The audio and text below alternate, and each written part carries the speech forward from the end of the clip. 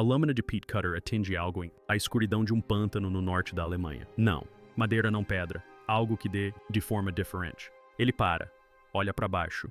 O que ele encontra não deveria estar ali. Pele ainda intacta, cabelos ainda presentes, uma expressão ainda legível num rosto que estava à espera. No Pete por 2000 anos. A polícia. A suposição vem primeiro, sempre vem. Em seguida a correção. Os pântanos da Alemanha produziram cerca de 60 corpos. A maioria foi examinada, documentada e arquivado nos registros do Ferro. Idade Europa. Os pesquisadores pensaram que eles entendiam o que eram essas pessoas, de onde eles vieram, de onde vieram suas mortes. Significava. Então a tecnologia moderna de DNA alcançou uma precisão que tornou a conclusão anterior parece ser a primeira. Rascunho. Quando foi aplicado ao alemão, múmias de pântano, os resultados não confirmaram o que a ciência esperava. Eles reescreveram. É isso que as sequências eventualmente leram. Os pântanos do norte. A Alemanha não se parece com lugares que eles guardam história. Parecem lugares que apague-o. Terreno plano escuro e encharcado, estendendo-se por Schleswig-Holstein e a Baixa Saxônia dominada pela Suábia, Musco e o silêncio peculiar de ambientes onde nada se move, rapidamente. Os agricultores drenaram-nas. Pete Cutters. Eles os usavam para obter combustível, e ao fazer isso, ao longo de aproximadamente 2 séculos na extração eles retiraram aproximadamente 60 seres humanos fora da Terra. 60 corpos, alguns intactos o suficiente para serem examinados. Em detalhes, alguns reduzidos a ossos, outros a pele sozinha achatada pelo peso. Milênios de acúmulo de Pete até o corpo abaixo assemelhava-se mais a uma sombra do que uma pessoa. Cada um deles foi colocado no pântano deliberadamente. Cada um deles trazendo consigo perguntas para o povo. Quem os encontrou não reagiu imediatamente, equipado para responder. O maior individual. A coleção acabou no Museu Arqueológico Landes em Schleswig, localizado em Schlogetorf. 6 corpos mumificados expostos no mesmo local. A instituição se recuperou do mesmo região geográfica que abrange vários séculos da Idade do Ferro no norte da Alemanha. Eles são o mais próximo que existe de o registro arqueológico oferece a um grupo. Retrato das pessoas que viveram aqui, antes que Roma soubesse seus nomes. O homem de Renswerin foi encontrado pela primeira vez em 1871. Ele tinha entre 40 e 50 anos. Ferida triangular acima do olho direito. A parte de trás do crânio se estilhaçou, o que só ficou claro quando foi feita uma tomografia computadorizada. O que foi realizado em 2005 foi que o crânio estava faltando removido durante o exame original e perdido para registro institucional. Um homem em um museu, por mais de um século antes da tecnologia, existia para perceber o que não existia mais. Lá, o homem de Dondorf chegou em 1900. Ele havia falecido por volta de 300 a.C. O peso do esfagno acumulado pressionou-o até ficar plano, reduzindo-o a uma forma humana, para algo próximo de 2 dimensões. Os exames preliminares concluíram que havia 100 ossos restantes, tomografia computadorizada por décadas. Mais tarde, descobriu-se o contrário. 5 vértebras, a pelvis, ambos os fêmures ainda presentes. Dentro do tecido achatado, ossos, reduzida à espessura de um unha. Dentro do crânio, um cérebro. Comprimidos ambos os hemisférios ainda visível, um cinto de couro, um par de sapatos. O pântano havia tomado a forma dele e manteve sua química. O homem de Dechin morreu, de forma mais violenta, esfaqueado, decapitado. Corpo e cabeça encontrados separadamente aproximadamente 3 metros de distância. O torso tinha sido cravado no pé com uma estaca de madeira. Através do peito, uma estaca através disto. O corpo após a morte não foi resultado de execução. Foi uma precaução. As comunidades germânicas da Idade do Ferro esta região tinham um conceito de mortos. Retornando. Uma figura chamada Weirganger, aquele que volta a andar. Quem quer que tenha colocado o homem de Dakin no pântano foi, não se livrando dele. Eles estavam fazendo, ele tinha certeza de que ficaria. Então a cabeça de Osterby, encontrado em 1948, envolto em fragmentos de uma capa de pele de veado, costurado com tripa de gato. Sem corpo, apenas o crânio e o cabelo emaranhado acima do têmpora direita em um estilo que Tácito tinha característica especificamente documentada de homens livres entre os germânicos Suabi. Tribo. O cabelo tinha ficado avermelhado de a química ácida do pântano. Aquela cor era não dele. Ele tinha entre 50 e 60 anos. Anos de idade. Alguém o atingiu fatalmente. Removeu sua cabeça, enrolou-a em vestidos, pele de veado e a colocou no pântano, sem o resto dele. A cabeça em os sistemas de crenças dos povos germânicos da Idade do Ferro, povos era a sede da alma. Depositá-lo separadamente implicava significado. O registro físico pode apontar para mas não entrar completamente. 6 corpos, 6 diferentes circunstâncias, abrangendo vários séculos e múltiplos comunidades em toda a mesma região. O que? Eles compartilhavam o pântano. E o pântano que eles haviam compartilhado era preservação precisa o suficiente para 2000. Anos depois, a ciência ainda poderia perguntar questões sobre o que restava. O físico, o registro havia produzido detalhes, cronologia, causa da morte, vestimenta, evidências de doença, violência e rituais. Não produziu origem, não havia respondido. A questão mais profunda de quem em qualquer senso genético essas pessoas realmente eram. Isso exigia um instrumento diferente, inteiramente. Em 1952, os trabalhadores de Pitt cortavam combustível perto de Windy, em Schleswig-Holstein. Encontraram um corpo no pântano. Os restos mortais eram esbeltas com traços delicados e estrutura óssea graciosa. Uma faixa de um pano cobria os olhos e o lado esquerdo. Da cabeça havia sido raspada. O estado de conservação era bom o suficiente para ler o rosto e os pesquisadores interpretaram o indivíduo quando jovem, provavelmente ela em meados da adolescência foi morta como punição por uma transgressão que o físico. As evidências pareciam confirmar a teoria. Reuniram-se rapidamente. Comunidades germânicas. Na Idade do Ferro, o adultério era punido. Tácito havia escrito sobre isso. Uma mulher, os considerados culpados podem ser expostos publicamente à vergonha. Ela teve os cabelos removidos e o corpo descartado, fora dos limites de um sepultamento normal. O pano sobre os olhos, a cabeça raspada. Cabeça o pântano como um local de descarte, em vez de honra. As peças apareceram para caber. Semanas após a primeira descoberta, os trabalhadores encontraram um segundo corpo no mesmo local. Local. Era um homem adulto estrangulado, com um ramo de avelã e segurado sob a superfície com estacas de madeira afiadas. A interpretação se conectou por si mesma, sem ser solicitada. Uma jovem mulher, punido por adultério, e um homem encontrado nas proximidades que era seu amante. O pântano recebeu ambas a adúltera e seu amante. Era esse tipo de história, que acaba sendo incluído nos livros didáticos, porque é coerente e humano e porque nada no registro físico de 1952 existia para contradizê-lo. A garota ventosa entrou na literatura. A narrativa viajou. Durante 50 anos ela mantido. Então Heather Gill Robinson, uma antropóloga e cientista forense em Universidade Estadual de Dakota do Norte, candidatou-se. A análise de DNA do Windby permanece em meados da década de 2000. O resultado foi inequívoco. Windby, era macho. A menina era um menino. A estrutura óssea graciosa e ligeiramente moldura que havia sido lida como feminina para todos. Examinador não eram as características de uma jovem mulher. Eram as características de uma jovem do sexo masculino que havia sido gravemente e repetidamente doente. Os ossos contavam uma história. Uma história à espera da pergunta certa. Linhas de Harris no registro esquelético indicaram múltiplas interrupções em crescimento normal, períodos de doença ou desnutrição grave o suficiente para interromper o desenvolvimento por completo. Não havia nenhum. Evidências de morte violenta sem trauma, consistente com a execução. A conclusão mais provável, uma vez que o registro físico foi lido sem a estrutura adúltera que a organizava. Causas naturais. O corpo enfraquecido por doença crônica ocorrida em algum momento entre 41 AC e 118 DC. O pano sobre os olhos foi quase certamente colocado após a morte. Cobrir os olhos dos mortos não é um ato punitivo. Aparece em diversas culturas e épocas como um gesto de cuidado na transição entre a vida e o além. Alguém fechou os olhos deste menino e os cobriu com um pano. Esse não é o comportamento de uma comunidade que se desfaz de alguém que despreza. O lado esquerdo da cabeça raspado permanece um mistério. Preparação ritual como consequência de doença. Perturbação durante a escavação. As evidências não resolvem o mistério. O que elas resolvem é a estrutura construída em torno dele, então o segundo corpo desabou completamente. A datação por radiocarbono de Windy 2 estabeleceu que ele morreu aproximadamente 3 séculos antes de Windby.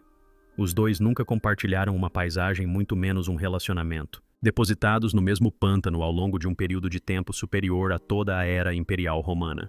A história da adúltera e seu amante não foi uma interpretação errônea de evidências ambíguas. Foi uma construção erguida a partir de suposições projetadas sobre restos mortais que nunca as continham. O caso revelado pelo vento demonstrou a falha inerente aos estudos sobre corpos encontrados em pântanos. O registro físico convida à interpretação. A interpretação surge moldada pelas fontes disponíveis e as evidências da história parecem corroborá-la quando examinadas sem ceticismo excessivo. Tácito havia escrito sobre as práticas punitivas germânicas. Ele também era romano e escrevia sobre pessoas com quem nunca conviveu. Um pano sobre os olhos, a cabeça raspada, a compleição franzina. Uma história que pareceu verdadeira por meio século porque as peças se encaixavam num padrão que alguém já conhecia. O DNA, porém, não se encaixava nesse padrão. Um menino, não uma menina. Uma morte natural, não uma execução. Um segundo corpo separado do primeiro por 300 anos. Duas coisas aconteceram em seguida. Uma correção e uma pergunta sobre tudo o mais que o registro físico deveria conter sozinho. Essa pergunta apontava para o que o sequenciamento moderno agora poderia recuperar dos pântanos do norte da Alemanha. E o que foi encontrado lá não era o que a comunidade científica esperava. O nome do cortador de peat era Ragman. A data era 3 de julho de 1922. O pântano era o Causer Moor, uma área alagada de esfagno perto do povoado de Kausen, na Baixa Saxônia. Ele estava trabalhando a uma profundidade de aproximadamente 120 centímetros abaixo da superfície quando sua lâmina encontrou uma resistência que não era de peat. Ele parou. Removeu o material manualmente. O que emergiu foi um osso da parte inferior da perna, fragmentos de uma capa de pele de bezerro e, em seguida, o restante do que o pântano havia guardado por cerca de 2.500 anos. Uma criança. Pele presente. Cabelo presente avermelhado devido ao ácido. Pequenas mechas do cabelo loiro escuro original ainda visíveis nas raízes estendidas de costas dentro da pasta compactada, exatamente como haviam sido colocadas. Tinha entre 7 e 7 anos e meio na época de sua morte. O desenvolvimento dentário confirmou a idade. Sua altura variava entre 120 e 135 centímetros. Era franzino, com ossos longos estreitos e proporções de uma criança que não havia sido alimentada adequadamente. As linhas de Harris em sua tíbia esquerda contavam essa história sem ambiguidade. As linhas de Harris são interrupções no crescimento ósseo, períodos em que o corpo parou de se desenvolver por falta de recursos para continuar. Elas se acumulam durante doenças e durante a desnutrição. O menino de Kausen tinha ambas as condições repetidamente registradas em seu esqueleto, num histórico que sobreviveu a tudo o mais em sua vida exceto ao pântano. Seu quadril direito estava em pior situação. O exame radiográfico revelou uma anormalidade acentuada na articulação. A cabeça do fêmur estava alterada por uma infecção cicatrizada que a deixara rígida e dolorida. Uma criança com o quadril comprometido em um assentamento da Idade do Ferro nas margens dos pântanos do noroeste da Alemanha, em um período em que as comunidades se deslocavam com as estações do ano, e a paisagem exigia esforço físico constante. Era uma criança que precisava ser carregada quando o grupo se mudava. Alguém o carregou. Isso fica implícito pelo fato de ele ter vivido até os 7 anos. O que o pântano revelou junto com seu corpo respondeu a uma pergunta diferente. Ele havia sido amarrado. Grossas tiras de tecido de lã prendiam seus antebraços atrás das costas.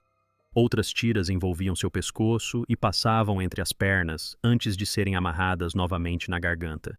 Um laço separado, também de lã fina, estava preso ao seu lado. Seus pés estavam envoltos na capa de pele de bezerro. A amarração não era acidental nem delicada. A configuração criava tensão. Se ele tivesse se debatido, os laços em volta do pescoço teriam apertado. Ele não se debatia por muito tempo. O exame forense revelou de 3 a 4 ferimentos profundos por arma branca no pescoço, cada um com aproximadamente 3 a 4 centímetros de profundidade causados por uma lâmina afiada. Um único corte no braço esquerdo era compatível com o ferimento de defesa. A sequência dos eventos não deixa dúvidas. Ele estava vivo quando a lâmina atingiu seu pescoço. Tentou se proteger. Depois, não conseguiu mais. A datação por radiocarbono situou sua morte entre aproximadamente 515 e 115 a.C. O próprio registro de pólen e sedimentos do pântano adicionou precisão. A vegetação indicou uma deposição na primavera entre o final de março e o início de abril. A época não é aleatória. Em toda a Europa do Norte, durante a Idade do Ferro, os depósitos rituais se agrupam em torno de transições sazonais, os momentos do ano agrícola em que as comunidades faziam pedidos relacionados à fertilidade e as estações que se aproximavam. A primavera era a época em que esses pedidos eram mais urgentes. O menino de Kausen não era um caso isolado. Em todo o norte e centro da Alemanha, locais semelhantes funcionavam com uma lógica parecida.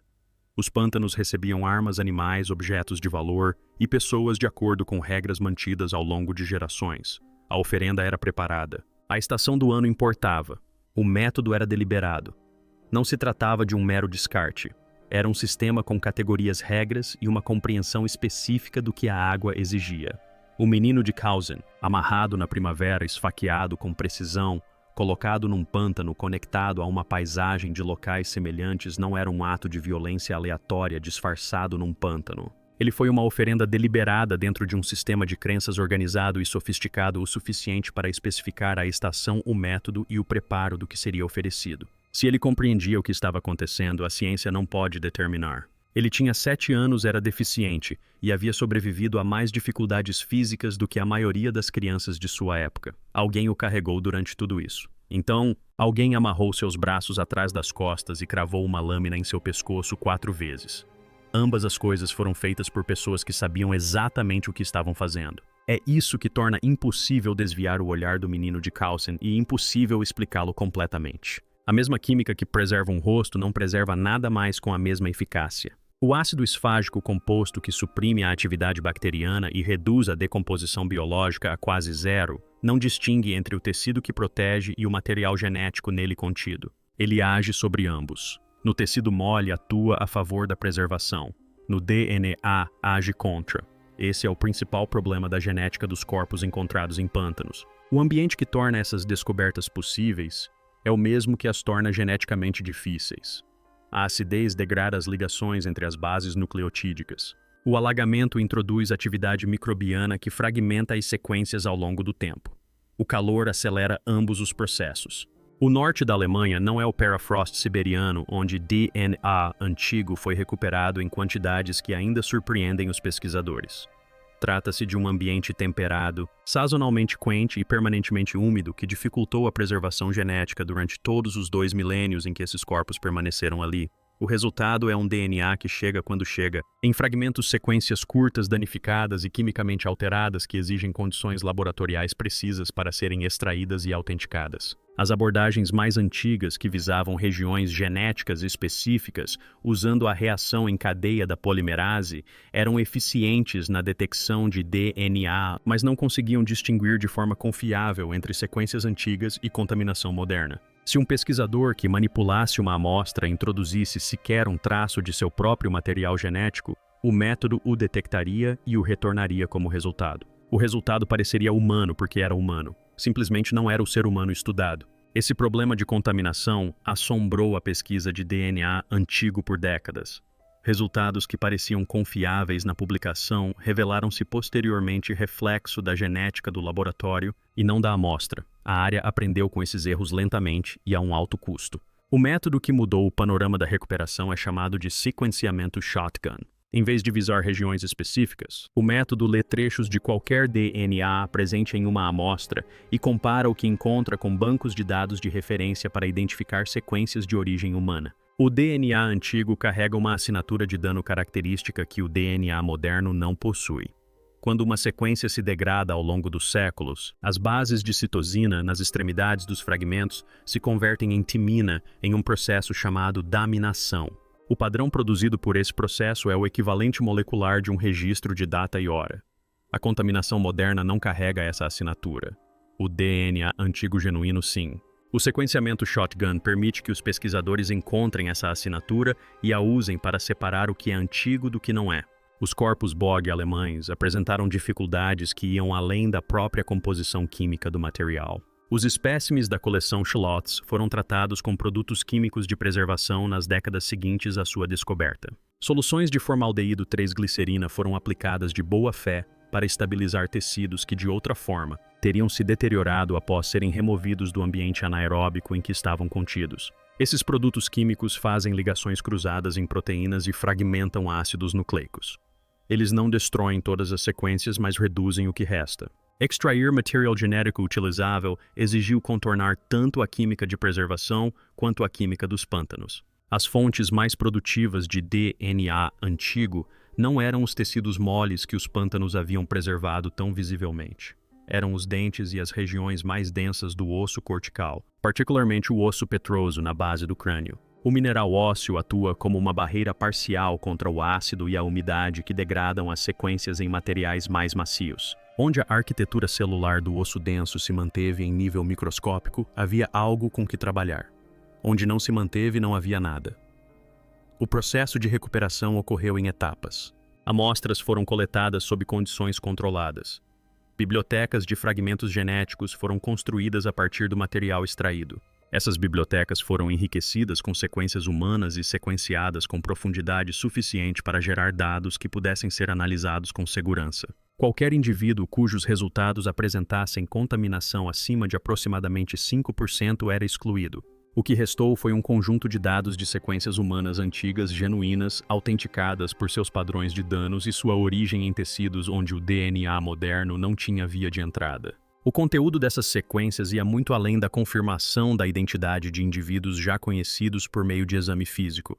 Eles inseriram esses indivíduos em uma história populacional que o exame físico não consegue alcançar. Conectaram as pessoas dos pântanos do norte da Alemanha às migrações que moldaram o continente séculos antes do nascimento de qualquer pessoa nessas comunidades. O quadro que emergiu não era o que os estudos existentes presumiam, não era menor do que o esperado, era maior, e apontava numa direção que mudava completamente a questão. As sequências recuperadas do norte da Alemanha, datadas da Idade do Ferro, não descreviam uma população local que se desenvolveu ao longo dos séculos. Descreviam o ponto final de uma migração que já havia remodelado o continente antes mesmo do nascimento de qualquer um desses indivíduos. Para entender o que o DNA revelou, é necessário compreender os 3 movimentos que moldaram a paisagem genética da Europa da Idade do Ferro.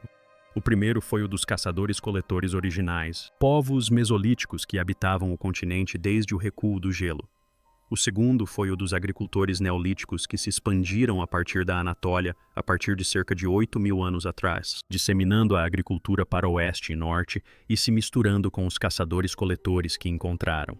O terceiro foi o dos pastores da região Pôntica-Cáspia, a vasta área de pradarias ao norte do Mar Negro que migraram para o oeste durante a Idade do Bronze em uma expansão ligada à cultura Yamna. Essa terceira migração não foi um deslocamento gradual, mas sim uma transformação. Por volta de 2000 a.C., quando a terceira migração se completou, ela havia substituído ou diluído substancialmente os perfis genéticos anteriores em grandes porções do norte e centro da Europa. As populações da Idade do Ferro no norte da Alemanha carregavam fortemente a assinatura dessa terceira migração. Pesquisas baseadas em dados genômicos de indivíduos de toda a região estabeleceram que Schleswig-Holstein e a Baixa Saxônia formavam uma zona geneticamente distinta do sul da Alemanha. O norte recebeu uma quantidade substancialmente menor de ancestralidade dos agricultores neolíticos da Anatólia. Em vez disso, recebeu um conjunto genético enriquecido por ancestralidade escalonada, muito semelhante ao das populações contemporâneas da Dinamarca, Suécia e Noruega. As pessoas enterradas nos pântanos do norte da Alemanha não constituíam um grupo genético único ou isolado. Elas representavam uma ampla população do norte da Europa, moldada pelos mesmos movimentos pré-históricos e portadora das mesmas assinaturas ancestrais ao longo de uma vasta faixa geográfica. Essa descoberta contém a dimensão inesperada que o DNA revelou. Não que esses indivíduos fossem exóticos ou anômalos. Pelo contrário, eles eram exatamente quem o registro genético do norte da Europa previa que seriam. E essa previsão os conecta ao longo do tempo de maneiras mensuráveis e não metafóricas. A migração em etapas carregava marcadores biológicos específicos além de sua assinatura demográfica. A persistência da lactase, a variante genética que permite a digestão do leite após a infância, espalhou-se pela Europa com os pastores itinerantes, e agora é comum em populações do norte da Europa. A presença dessa característica no genoma da Alemanha do norte da Idade do Ferro coloca esses indivíduos firmemente dentro dessa linhagem. Eles podiam beber leite. Seus antecessores agricultores neolíticos, em sua maioria, não podiam. Essa diferença está codificada nas mesmas sequências que estabeleceram sua ancestralidade, uma herança biológica da região que persiste na população que vive na mesma região atualmente. Os marcadores de estatura seguiram o mesmo padrão. Os migrantes da região eram altos para os padrões das populações europeias anteriores. Essa tendência se manteve na Idade do Ferro e é visível no registro esquelético juntamente com o genômico. Os marcadores de suscetibilidade a doenças nessas sequências antigas correspondem a condições presentes em taxas elevadas nas estatísticas médicas modernas do norte da Europa. A ligação entre o genoma da Idade do Ferro e o contemporâneo é direta. As implicações em relação à aparência física merecem atenção, pois os pântanos têm enganado os pesquisadores de forma consistente. A coloração avermelhada do cabelo no nó sueco do homem de Austerb, presente no couro cabeludo preservado dos meninos de Kausen em corpos encontrados em pântanos no norte da Europa, não corresponde à cor que esses indivíduos possuíam em vida. Trata-se do efeito do ácido esfágico no pigmento capilar ao longo de séculos de imersão. Os marcadores genéticos dessa população apontam para uma coloração natural mais clara consistente com a redução da pigmentação que se espalhou para oeste e norte com a migração gradual. O pântano os devolveu, não os restaurou. O que o DNA não conseguiu resolver foi a questão que o registro físico passou gerações tentando responder. As sequências estabeleceram ancestralidade e continuidade biológica com as populações vivas. Elas inseriram o homem de Osterby, o menino de Kausen e o homem de Dammendorf em uma história genética que se estende desde a Idade do Bronze até a população atual do norte da Alemanha sem interrupção. Mas eles não estabeleceram por que os braços do menino de Kausen estavam amarrados. Não resolveram se a cabeça do homem de Osterby foi separada como punição ou honra. Essas questões permanecem entre as evidências e as inferências povoadas por escritores romanos que trabalharam séculos depois dos fatos. O que o DNA resolveu foi uma questão diferente. Não porque eles morreram quem eles eram. Eles não eram um povo desaparecido sem nenhuma ligação com o que veio depois deles. Eles eram os ancestrais dos europeus do norte modernos que agora os estudam. As assinaturas genéticas presentes nos dentes e ossos densos extraídos de pântanos alemães estão presentes na população que vive perto desses mesmos pântanos hoje. A distância entre a biologia deles e a nossa não é o vasto abismo primitivo que a expressão Idade do Ferro implica. É insignificante. Eles eram como nós, operando com a mesma estrutura biológica 2000 anos antes.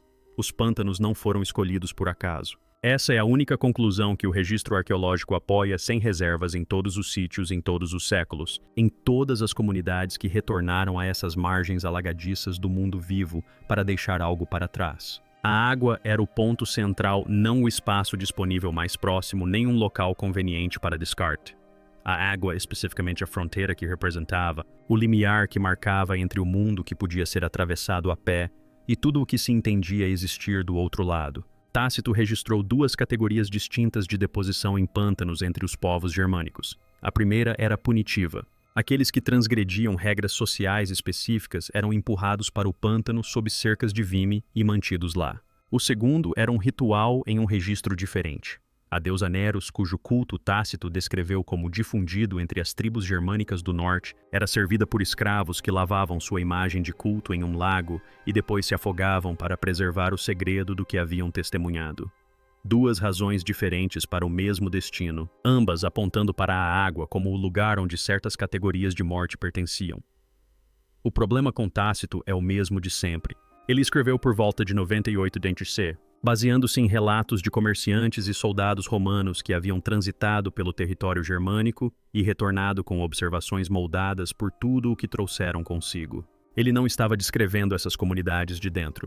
O registro arqueológico nem sempre coincide com o que ele escreveu, e onde diverge a arqueologia é a testemunha mais confiável. O que a arqueologia demonstra é o seguinte: os pântanos foram usados como locais de deposição deliberada por pelo menos 1000 anos antes da Idade do Ferro romana e continuaram a ser utilizados por séculos depois dela. O Operore Vogtei, em Teríngia, funcionou como um local de culto supra-regional desde o período Hallstatt no século VI a.C. até a Era das Migrações no século V depois de Cristo. Foram 11 séculos de uso contínuo em um único local. Pessoas viajavam para lá vindas de além da comunidade imediata. O que quer que tenha acontecido ali foi significativo o suficiente para manter essa atração por mais tempo do que a maioria das entidades políticas na história da humanidade conseguiu existir. Os depósitos em Nidora eram organizados. 5 modos distintos de sacrifício animal, cada um seguindo regras específicas sobre quais partes eram colocadas onde. Os restos humanos mostravam a mesma lógica organizacional aplicada a uma categoria diferente de oferenda. Em um caso documentado, a cabeça e os membros foram removidos e depositados separadamente. As ferramentas usadas foram deliberadamente quebradas antes de serem colocadas na água junto com o corpo. As ferramentas foram mortas antes de serem oferecidas. Os objetos que cruzavam o limiar eram colocados em um estado que marcava a travessia como permanente e intencional. O Moro de Thorsberg estendeu esse padrão. Entre 100 a.C. e 500 d.C., armaduras e objetos pessoais foram depositados em quantidades que representam uma extraordinária concentração de sacrifícios deliberados. Espadas tortas, pontas de lança retorcidas. Os objetos tornados inutilizáveis no mundo dos vivos antes de serem transferidos para o mundo que a água representava. O depósito da fonte do menino de Kausen se encaixa nesse sistema. A cabeça do homem de Austbibi, envolta em pele de veado e colocada sem o corpo, também se encaixa nele. O torso empalado do homem de Dutkin, posicionado para impedir seu retorno, encaixa-se perfeitamente no pântano em um registro diferente. O pântano recebeu todos esses corpos de acordo com regras que as comunidades compreendiam suficientemente bem para aplicá-las consistentemente ao longo das gerações. Essa consistência é o que o DNA torna legível. As pessoas que depositaram corpos nesses pântanos não eram uma população transitória de passagem por uma paisagem desconhecida. Eles eram descendentes de migrações que já haviam remodelado o continente carregando as marcas genéticas de comunidades que construíam, cultivavam e organizavam a vida ritual nessa região séculos antes do primeiro relato romano descrevê-las. A tradição observada por Tácito não era nova em sua época, já era antiga. As populações que a praticavam possuíam a continuidade genética correspondente.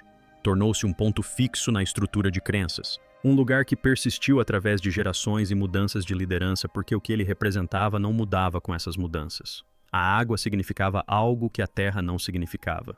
Organizada o suficiente, durável o suficiente e compartilhada o suficiente para que as comunidades continuassem a retornar ao longo de um período de tempo que faz com que a maior parte do que chamamos de história pareça breve. Eles deram ao pântano o que acreditavam que ele precisava. O pântano guardou o que lhe deram. Essa é a transação que a ciência agora consegue ler em ambas as direções. Retorne a lâmina da máquina de cortar grama atingindo algo na escuridão, não pedra, não madeira. Um ser humano preservado intacto ao longo de 2000 anos em um pântano alemão, carregando dentro de células deterioradas um registro genético que se conecta retroativamente através de migrações continentais e prospectivamente através de todas as populações vivas que herdaram o que essas migrações construíram. As múmias dos pântanos da Alemanha não confirmaram o que a ciência esperava. Confirmaram algo mais complexo que o povo que amarrou os braços do menino de Carlsen, que envolveu a cabeça decepada do homem de Osterby em pele de veado que cravou uma estaca no homem de Dakin para impedi-lo de retornar não era um povo desaparecido. Eram ancestrais. O DNA tornou isso mensurável. O que a ciência não respondeu é o que eles acreditavam que a água faria com o que lhe foi dado. Algumas perguntas sobrevivem a todos os instrumentos construídos para respondê-las.